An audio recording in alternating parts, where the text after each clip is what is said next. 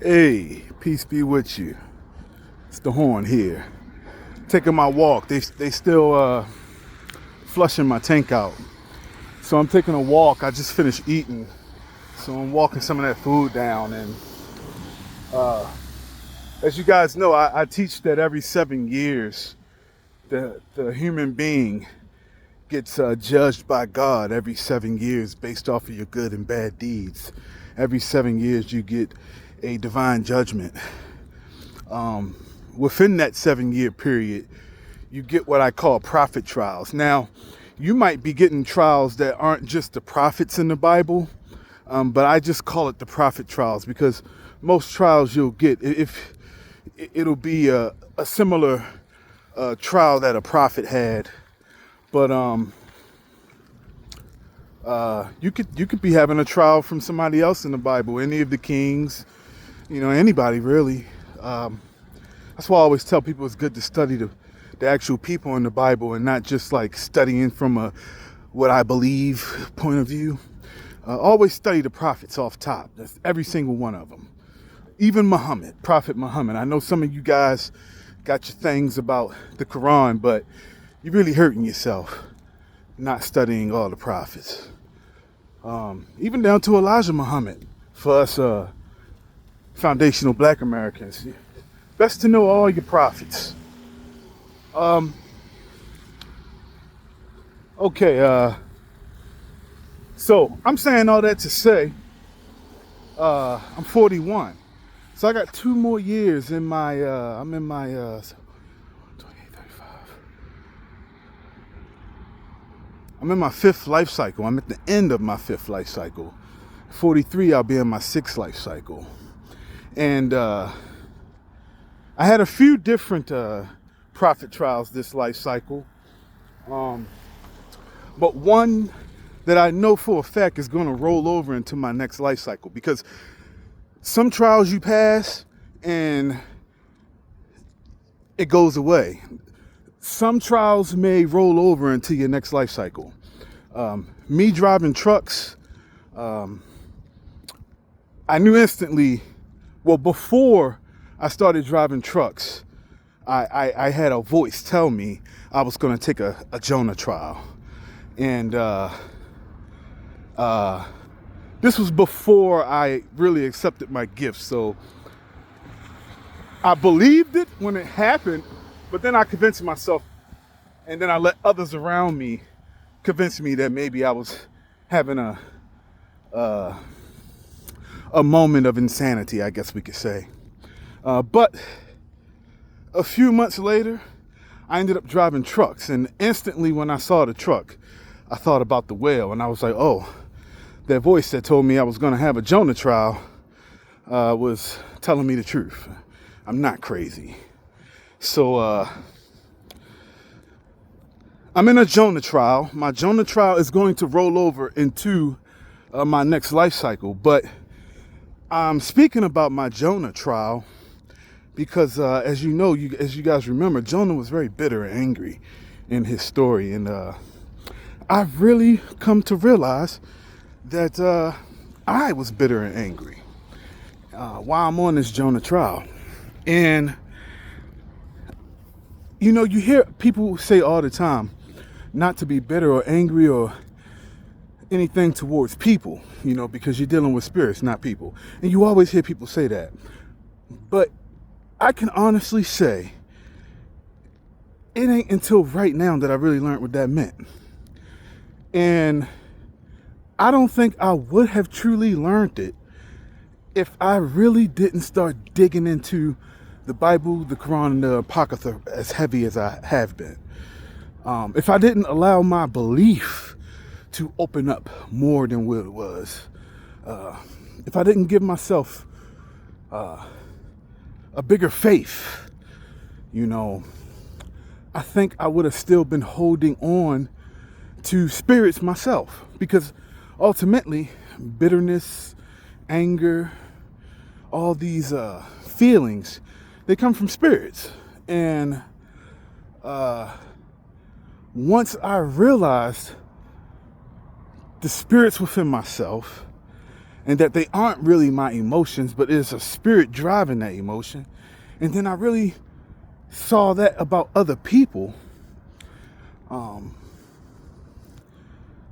I first had to fight that spirit within myself, and I stopped. I had the voice of God telling me to guard my tongue against giving any more lectures, and I'm glad I did, because around that same time is when I started fighting this spirit of bitterness, and I really had to war with it, like daily prayer, a lot of just reading to myself and just really going to war with it.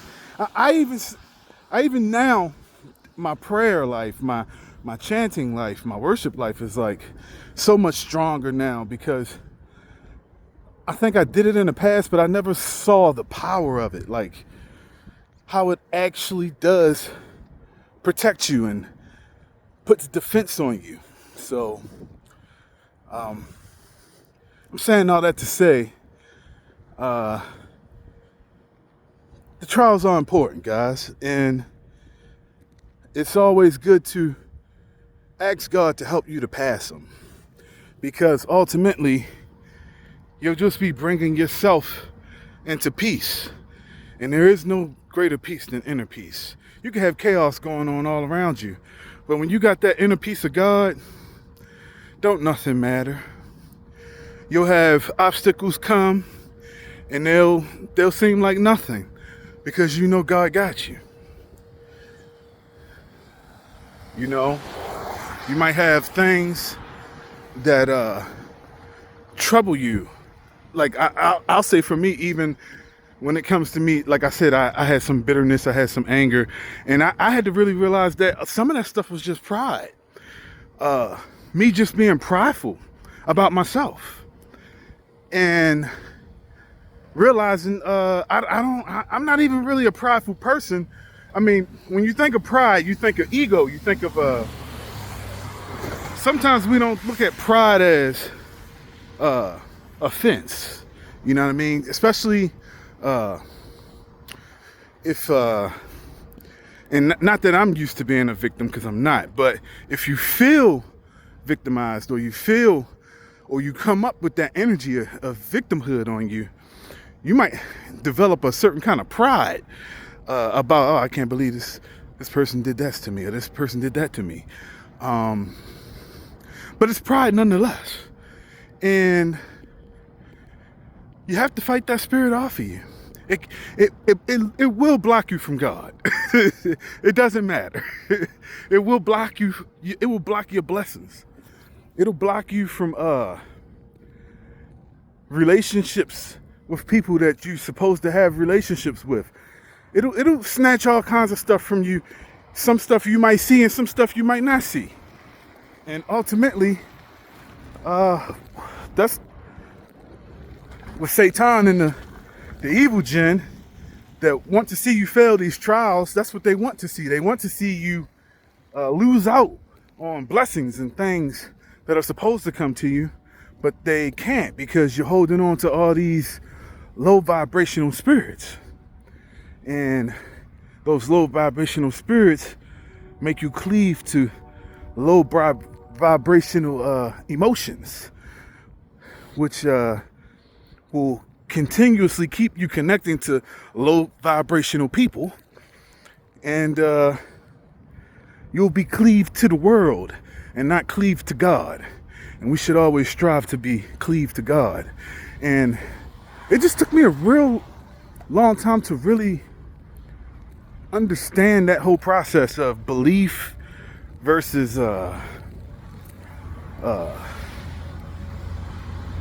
relationship.